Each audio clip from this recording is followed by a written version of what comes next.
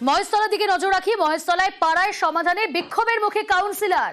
22 নম্বর ওয়ার্ডে কাউন্সিলরকে স্কুলে আটকে বিক্ষোভ। কিন্তু কেন? বেহাল নিকাশির অভিযোগ, সেই অভিযোগেই বিক্ষোভ। মহেশতলায় পাড়ায় সমাধানে বিক্ষোভের মুখে কাউন্সিলর। 22 নম্বর ওয়ার্ডে কাউন্সিলরকে স্কুলে আটকে রেখে বিক্ষোভ। স্থানীয় বাসিন্দা তারা বিক্ষোভ দেখাচ্ছেন। সমীর রয়েছে আমার সঙ্গে। সমীর, কতদিন ধরে এই পরিস্থিতি, যে বেহাল নিকাশির অভিযোগ স্থানীয়দের, কতদিন ধরে এই পরিস্থিতি? মহেশতলা পৌরসভার 22 নম্বর ওয়ার্ডে উত্তর জালঘুরা গ্রাম অগ্রগামী প্রাথমিক বিদ্যালয় স্কুলে যখন আজকে পাড়ার আমাদের সমাধান শাসক দলের যখন চলছিল, সেই সময় আচমকাই 22 নম্বর ওয়ার্ডের কাউন্সিলর বিকাশ ব্যানার্জি যখন স্কুলে গেছিল, সেই সময় 4টি পাড়ায় বেহাল অবস্থা, নিকাশি কোনো জল একদম যাচ্ছে না বহুদিন ধরে। বারবার বিকাশ ব্যানার্জিকে জানিয়েও কোনো কিছু হয়নি। আজকে যখন ওই ঘটনাস্থলে যখন গেছে, তখন বিকাশ ব্যানার্জিকে ঘিরে বিক্ষোভ দেখায়, চোর চোর স্লোগান দিতে থাকে। যতক্ষণ না কাজ হবে ততক্ষণ ছাড়া হবে না। এলাকায় হাঁটু সমান এখনো জল আছে এবং রাস্তার খুব অবস্থা খারাপ বেশ কিছুদিন ধরে। বারবার বিকাশবাবুকে জানিয়েও কোনো কিছু হয়নি। আজকে যখন এই কর্মসূচিতে যখন গেছে, সেই কর্মসূচিতে ওইখানে 10 লক্ষ টাকা দিয়ে অন্য বুথ অনুযায়ী দেওয়া হয়েছে কাউন্সিলরদেরকে। এই টাকাও এখনো পর্যন্ত কোনো খরচা করেনি এবং এই নিয়ে বিক্ষোভ দেখাতেই তখন এলাকায় ঘটনাস্থলে মহেশতলা থানার পুলিশ এসে ওনাকে উদ্ধার করে নিয়ে। ওনার বিরুদ্ধে বহু অভিযোগ আছে যে পুকুর ভর্তি করে বেআইনিভাবে প্রমোটারদের হাতে তুলে দেওয়া এবং প্রমোটারদের সঙ্গে ঘোরাঘুরি করা এবং প্রমোটারদের সঙ্গে সবকিছু করা। তার জন্য স্থানীয় যারা 4টি পাড়ার লোক আছে তারা আজকে বিক্ষোভ দেখায় এবং তারা বারবার বলছে একাধিক অভিযোগ স্থানীয় বাসিন্দাদের এই কাউন্সিলরের বিরুদ্ধে। 22 নম্বর ওয়ার্ডের কাউন্সিলরের বিরুদ্ধে অভিযোগ। মহেশতলায় পাড়ায় সমাধানে বিক্ষোভের মুখে সেই কাউন্সিলরকে স্কুলে আটকে রেখে বিক্ষোভ দেখালেন স্থানীয় বাসিন্দারা। পরে পুলিশ গিয়ে তাকে উদ্ধার করেন। 35টা ওয়ার্ডে 34টা ওয়ার্ডে টুকটাক করে ভালোই কাজ হয়েছে। সব থেকে কাজ হয়েছে দেখছিলাম। আমাদের ওয়ার্ডের কাজটা কেন করছো না? ইউনিয়ন বোর্ডের রোডে 1 হাঁটু জল। সে কিছুদিন আগে একটা ডেলিভারি রুগী যাচ্ছিল অ্যাম্বুলেন্স করে, তার যেরকম দুর্দশা হয়েছে, আমরা যদি না এলাকার ছেলেরা থাকতাম তাহলে অ্যাম্বুলেন্সটাকে সহিভাবে নিয়ে যেতে পারতাম না। পরিষ্কার বক্তব্য হচ্ছে যে এই এলাকার জলটাকে বার করতে গেলে আমাকে এই ড্রেনটা দিয়ে নিয়ে গিয়ে ওই খালেই ফেলতে হবে। যেটা ওরা বললো যে ড্রেনটা জ্যাম হয়ে আছে, ড্রেনটাকে পরিষ্কার করালাম। জল যাচ্ছে, যদি জল বেশি হয়ে যায় তাহলে পাম্পও জল চলবে।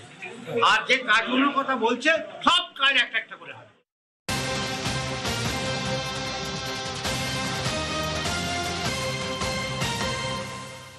হাওড়ায় শ্রমিক ভট্টাচার্যের গাড়ি ঘিরে বিক্ষোভ। শ্রমিক ভট্টাচার্যের গাড়ি ঘিরে বিক্ষোভ, নরেন্দ্র কাপের উদ্বোধন ঘিরে বিক্ষোভ। কিন্তু দাবি কি? দীর্ঘদিন ধরে বন্ধ রয়েছে জুট মিল, কটন মিল বন্ধ। হাওড়ায় শ্রমিক ভট্টাচার্যের গাড়ি ঘিরে বিক্ষোভ। বিস্তারিত জানাবে দেবাশিস রয়েছে আমার সঙ্গে। দেবাশিস, কি কারণে শ্রমিক ভট্টাচার্যের গাড়ি ঘিরে বিক্ষোভ, কি দাবি? রাজ্য জুড়ে কিন্তু আজকে বিজেপির তরফ থেকে নরেন্দ্র কাপ, যার উদ্বোধনে এসেছিলেন হাওড়ার যে টুর্নামেন্ট, সেই প্রতিযোগিতার উদ্বোধনে এসেছিলেন শ্রমিক ভট্টাচার্য, রাজ্য বিজেপির সভাপতি। তাকে ঘিরে বিক্ষোভ দেখালেন তৃণমূল কর্মী সমর্থকেরা এবং মূলত আরতি কটন মিলসের কর্মীরা। তারা বিক্ষোভ দেখায়, তার গাড়ি আটকে রেখে দেয়। তাদের অভিযোগ একটাই যে এই আরতি কটন মিলসের মাঠে টুর্নামেন্ট হচ্ছে, সেটি কেন্দ্রীয় সরকার পরিচালিত একটি ধরে সেখানে শ্রমিক পাচ্ছে। তোমার কথা স্পষ্ট শোনা যাচ্ছে না। হাওড়ায় শ্রমিক ভট্টাচার্যের গাড়ি ঘিরে বিক্ষোভ, শ্রমিক ভট্টাচার্যের গাড়ি ঘিরে বিক্ষোভ, নরেন্দ্র কাপের উদ্বোধন ঘিরে বিক্ষোভ। দীর্ঘদিন বন্ধ কেন্দ্রের হাওড়া আরতি কটন মিল কারখানার জমিতে ফুটবল প্রতিযোগিতা। প্রতিবাদে মিলের গেটে বিক্ষোভ শ্রমিকদের। বিক্ষোভে মন্ত্রী মনোজ তিওয়ারি। মিল বন্ধ থাকলে মিলের মজদুররা তো চাইবেনি সেটা খোলা হোক। পশ্চিমবঙ্গে হাওড়াকে একসময় সেফিল্ড অফ ইন্ডিয়া বলা হতো। এই মিল যাতে চালু করা যায় তার জন্য আমি এর মধ্যেই আমাদের এখানে যিনি সাংসদ আছেন প্রসূন ব্যানার্জি, তিনিও তুলেছিলেন আমি জানি। টেক্সটাইল ডিপার্টমেন্টের যে অ্যাডভাইসারি কমিটি আছে আমি তার মেম্বার। আমিও বলেছি যে কটা মিল বন্ধ আছে সেগুলো যাতে পুনরুজ্জীবিত করা যায় বা শ্রমিকদের সমস্ত দাবি দাওয়া মিটিয়ে যাতে সেখানে আরো বেশি অ্যাডভান্স টেকনোলজি দিয়ে শিল্পকে একটা পুনরুজ্জীবন দেওয়া যায়, তার জন্য সচেষ্ট হবে এবং ভারত সরকার এই বিষয়টি নিয়ে চেষ্টা করছে। যিনি এসেছেন ওনার কাছে জানতে পারলাম উনি নাকি এই টেক্সটাইল অর্গানাইজেশনের কেন্দ্র সরকারের একটা স্ট্যান্ডিং কমিটির মেম্বার। উনি নিজেই মেম্বার হয়ে এই আরতি কটন মিলের শ্রমিকদের জন্য চিন্তা ভাবনা করছেন না।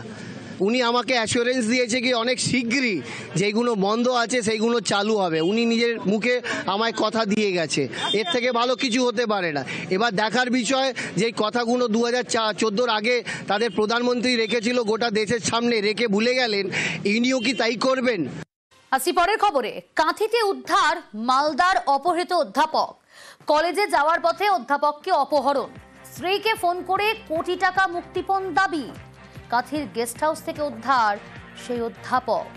সেবক রয়েছে আমার সঙ্গে। সেবক, প্রথমে জানতে চাইবো যে কতদিন আগে তিনি বাড়ি থেকে বেরিয়েছেন, ঠিক কি অভিযোগ তার পরিবারের সদস্যরা এনেছেন, পুলিশকে জানিয়েছিলেন, এবং এই যে কাঁথিতে উদ্ধার মালদার অধ্যাপক কিভাবে, কি জানা যাচ্ছে পুলিশ সূত্রে? একদমই, দেখো, দিন তিনেক আগে তিনি মালদার বাড়ি থেকে বের হন। এই অধ্যাপক, তার বাড়ি মালদা শহরের মনন্দা পল্লী এলাকায়। তিনি বাড়ি থেকে বেরিয়ে জলপাইগুড়ির উদ্দেশ্যে যাচ্ছিলেন, কারণ তার কর্মস্থল জলপাইগুড়ি। তিনি কর্মসূত্রে জলপাইগুড়ি পলিটেকনিক কলেজের একজন অধ্যাপক। তিনি সকালের ট্রেনে জলপাইগুড়ি যাবেন বলে রওনা হন। পরিবারকে জানান তিনি ট্রেনে উঠেছেন, কিন্তু তারপর থেকে পরিবারের লোকজন খোঁজ পাচ্ছিলেন না। পরে তিনি অজ্ঞাত পরিচয় ফোন থেকে 1 কোটি টাকা মুক্তিপণ দাবি করা হয়। এই ঘটনায় পরিবার পুলিশকে জানায়। পুলিশ তারপরেই তদন্তে নামে এবং তাৎপর্যপূর্ণভাবে তাকে উদ্ধার করা সম্ভব হয়েছে। পূর্ব মেদিনীপুরের কাঁথির একটি গেস্ট হাউস থেকে উদ্ধার করা হয়েছে। সেখান থেকে 5 জন অপহরণের অভিযোগে 5 জন যুবককে পুলিশ গ্রেফতার করেছে।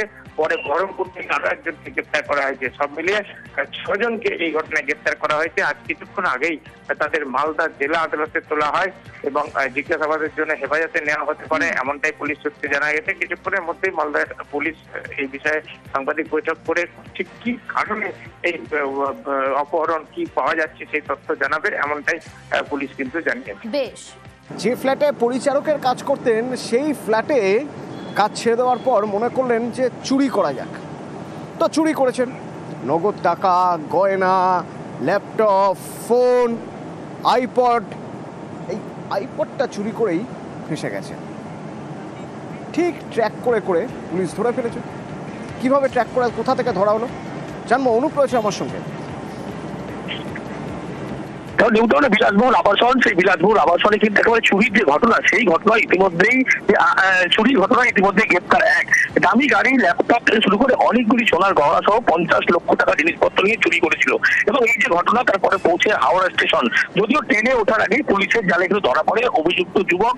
একেবারে এরপরেই যে আইপ্যাড চুরি করেছিল, সেই আইপ্যাডের জিপিএস লোকেশন ধরেই পুলিশের পক্ষ থেকে সেই যুবকের কিন্তু সচরের সন্ধান পায়।